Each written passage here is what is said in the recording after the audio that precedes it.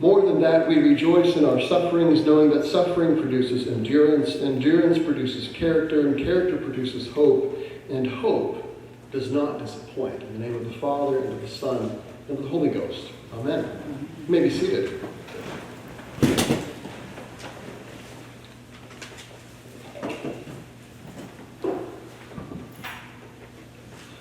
So I'm sure that we've all heard, and we could hardly escape this week, the spread of COVID-19 and all of the closing of schools and of places of even places of worship and of public gatherings. The St. Patrick's celebration is off for this week, and you'll hear ourselves, we're reducing the number of public gatherings that we ourselves are having. And of course, we're all out of toilet paper, as we know. So if you've got any stock, I'm sure you could probably sell some for a pretty penny. Though I don't know, that might be illegal. So you didn't hear it from the pulpit if that's the case. But anyways, as I was thinking on all of this and all of the anxiety and worry and stress that we're experiencing over this in our world today, and in the United States of America, it made me think of precisely this passage here that we have today in this lection. St. Paul is talking primarily about suffering. And what is it, of course, that all of us are anxious and worried about, other than the potential of suffering? And so I thought that this passage was a very timely passage for the life of our country at this time, as we have the spread of COVID-19 and all the potentials that go with it. And of course, we should take all necessary precautions. But at the same time, we have to ask ourselves, how do we as Christians deal with anxiety? How do we as Christians deal internally with the potentiality of suffering? And as we look at this passage, that's precisely what St. Paul is talking about. What is suffering? How do we go through it, given the light of the fact of the incarnation and the suffering and death and resurrection of Jesus Christ? And I think that what we find from this passage, first of all, is that suffering is directional. Second of all, that suffering in some sense is internal. And finally, also, that suffering is temporary. And so I want to look at these three different aspects, and I believe that if we as Christians can develop this sort of a relationship with the potential of suffering in our world, then it will greatly help us to go through it. And it will greatly help us to be in the right mind and to have a healthy internal space as we approach these very stressful times for our country and for our nation. And so first of all, I want to start with this verse. He says, knowing that suffering produces endurance, and endurance produces character, and character produces hope, and hope does not disappoint. I love the way St. Paul set this passage up, that this produces this, and this produces this, and this produces this. He gives us this real sense in which we are set at the beginning of a long progress. As a priest, I'm often in the position in which, I'll have various people who will come into my office. They will have experienced a number of different terrible things that happen in their life, whether it's some form of suffering or some form of grief or some form of sickness. And there are all sorts of things that we as humans experience. And something that I have to remember is when someone comes into my office in tears, I have to remember that that is not the final product. That what I'm seeing there is the beginning of a long journey, not the end of a long journey.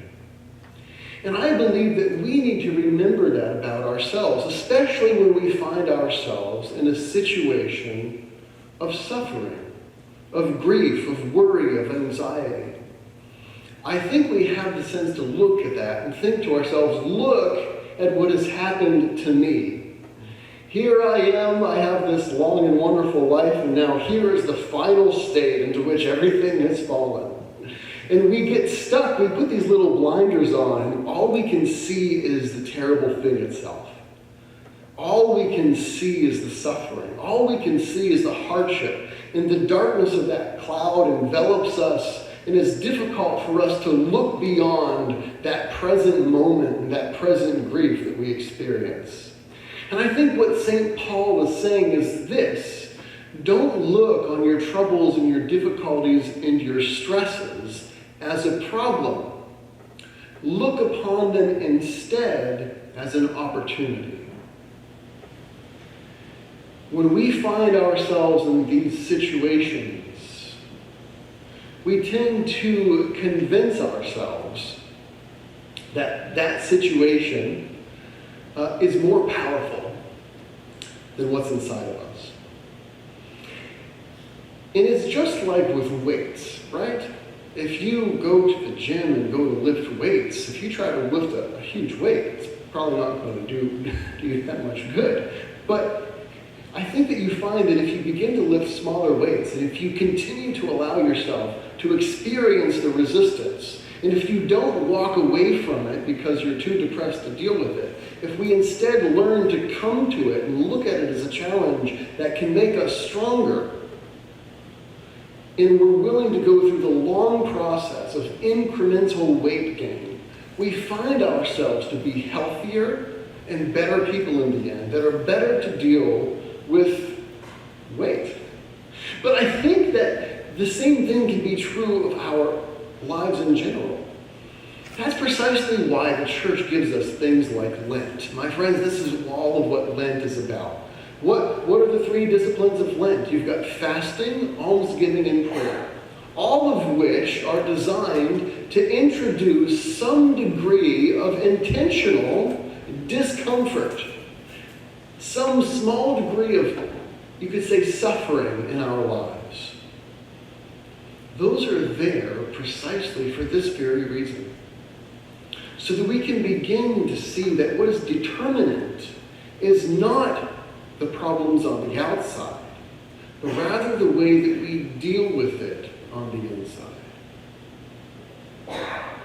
And so when we enter into a time of suffering, we need to see it as something that's progressive and directional. When you suffer, it is your opportunity to begin to develop the inner life and to realize that that is not your end state, but rather this has come to you specifically so that you can respond to it in such a way as to make yourself a better person. You've heard it said many times, when life gives you lemons, make lemonade, right? This is in a sense sort of a version of that same sort of proverb that we have. Remember, when suffering comes in our direction, it is intended to push us in a direction of greater character, that we can begin to develop the internal habits that are necessary to become stronger individuals so that we can deal with life in this world. And you know, the worst part about it is this, is if we, when suffering comes to us, if we look at it and say to ourselves, oh, woe is me, then what is that? Our concern is entirely directed into ourselves, isn't it? It becomes very selfish. We begin to forget about other people and forget that other people have problems too. And then we become blind to the sufferings of others. And then suddenly we're not only unable to feel compassionate, but we're also unable to act compassionately towards others. But if we are able, through suffering and through endurance, to build and develop character, then we are become the types of people that can not only go through suffering in a healthy sort of way, but who can also, within the midst of suffering, reach out to others and become a helping hand to them. I remember when I was in high school, my youth group took a trip to Colorado and we climbed a mountain. And I was one of the healthier ones, and there was one fellow who had climbed mountains before, and he was way up ahead. And I had the physical stamina to keep up with him. And I kept thinking to myself, man, I wish I was up there with that guy. But then I would look behind me, and I would see that there were other people who didn't have the physical stamina, but who still wanted to get to the top.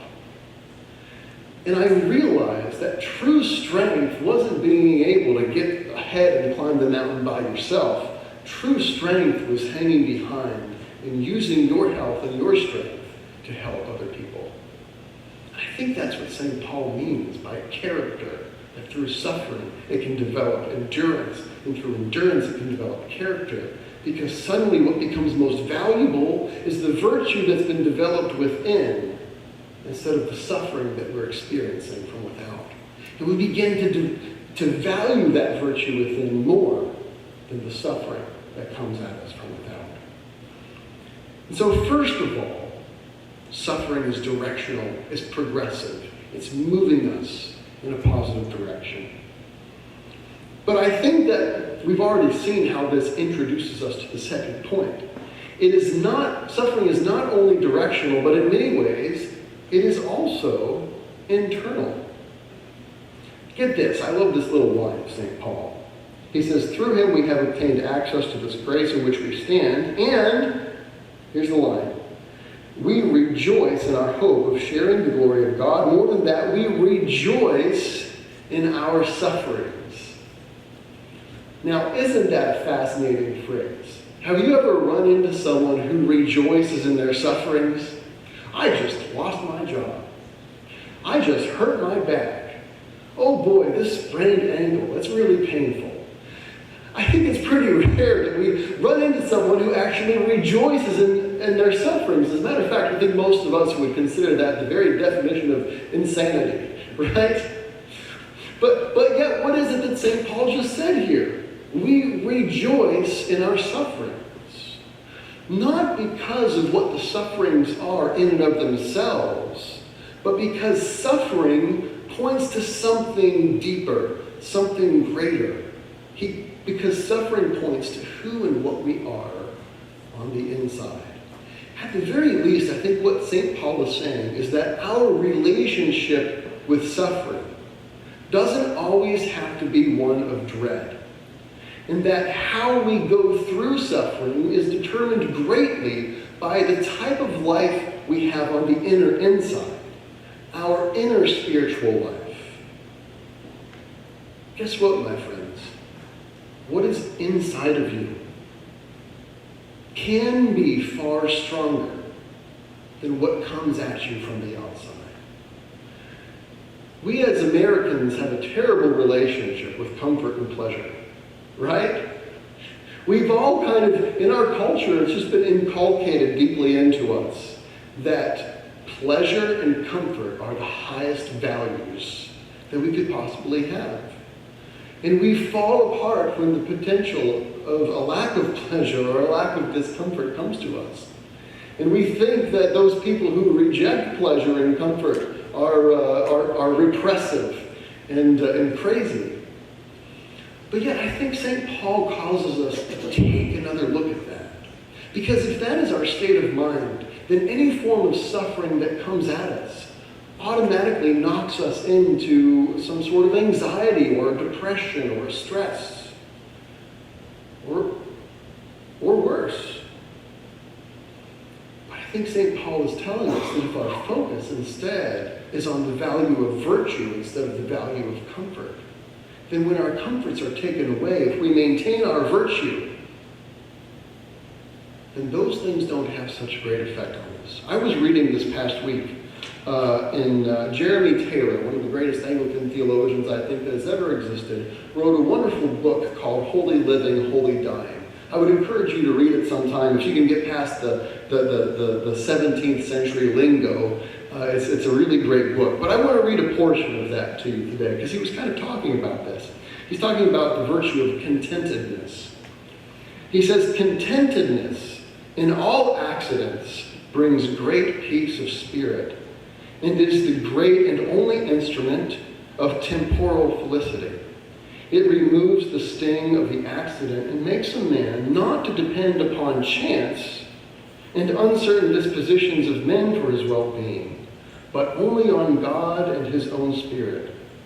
We ourselves make our fortunes good or bad. And when God lets loose a tyrant upon us, or a sickness, or scorn, or a lessened fortune, if we fear to die, or know not to be patient, or are proud or covetous, then calamity sits heavy on us. But if we know how to manage a noble principle, and fear not death so much as a dishonest action, and think impatience a worse evil than a fever, and pride to be the biggest disgrace, and poverty to be infinitely desirable before the torments of covetousness, then we, who now think vice to be so easy and make it so familiar, and think the cure so impossible, shall quickly be of another mind, and reckon these accidents among things negligible. But no man can be happy that hath great hopes and great fears of things without, and events depending on other men and upon the chances of fortune. But the rewards of virtue are certain. My friends, I tend to think that we should fear more the loss of virtue in our eternal soul than the loss of riches or health of our temporal outer lives. And in times like this, let us remember that we hold within ourselves a treasure that is eternal, and that our focus should ever be to see how we can gain more of that eternal treasure that can never be taken away. To realize that money and houses and things and even our bodies themselves are temporary and will one day pass away. But the character that we are developing on the inside is something that is eternal and can never be taken away unless we decide to trade it for something lesser. And so first of all, I think that we learn that suffering is directional. Second of all, that suffering can oftentimes be internal, a thing of vice and virtue instead of outwardly. But then finally, I think we also learn of hope. St. Paul ends with hope. He says suffering produces endurance, endurance produces character, and character produces hope, and hope does not disappoint. This comes back around and connects us with where where St. Paul began in the first place, where he says, we rejoice in our hope of sharing in the glory of God. You see, this is where this philosophy of St. Paul begins to separate from that of the ancient Stoics like Zeno and Epictetus and Marcus Aurelius. For them, this development of virtue that helps us to escape from suffering was simply a thing of this life. For them, it ended with the character development. But for us, it continues. For us, the goal is bigger and greater and broader and far more wonderful. Because the end isn't just some character development in this life so that we can singularly hold ourselves above other men and say, look at how well I suffer. But rather, we have to realize that the end goal of this progress through suffering is not character, but to be made in the very likeness of Christ himself. God in his very nature is what the theologians call impassible. That means he can't be touched by suffering. There's nothing that he can lose, for he has all things. And in a sense, as we grow and develop, and as we begin to develop these inner virtues and value inner virtue above anything that the world could ever take away, then we too become conquerors like Christ. We too become, in a sense, more and more like God, insofar as the passions of this world can no longer touch us, and we can fly above all of the waves of life. And my friends, remember that what we are called to, the reason that Jesus Christ, who is God, became a man and took upon himself our flesh and suffered as one of us, and himself went through a progression of suffering and death and then resurrection, was so that we ourselves could go forward with him and also experience that progress through suffering and into the other side, into resurrection. St. Paul says we rejoice in our hope of sharing the glory of God. And he says in other places, just as Jesus Christ shared in our suffering, so we share in his glory. This is what God has won for us. And because of it, we can become victors over our circumstances. We can become victors over the suffering and the death that reigns around us. And we can stand above the fray. And from that position, then we too can become little Christs and bring salvation to those who are around us. We can reach down into the raging waters and pull others up to a place of safety, where virtue can begin to catch on and bring the whole world into the loving embrace of God. And so in the end, as we look at our current stressful times, in times of plague and pestilence and pandemonium and so on and so forth, we have to ask ourselves, how is it best for us as Christians to act? How do we, who have the assurances of the glory of God, respond to stressful situations? How are these making us into better people? How is suffering directional? How are we developing character and virtue on the inside, despite what is going on outside? Suffering can be internal. But finally, suffering is temporary. Ultimately, our hope is beyond this life. And because we have that certain and sure foundation which lifts us up from the inside, we can approach such times with courage, with grace, with compassion, and with the very likeness of Christ himself. And so we rejoice in our sufferings, knowing that suffering produces endurance, and endurance produces character, and character produces hope, and hope does not disappoint. In the name of the Father, and of the Son, and of the Holy Ghost. Amen.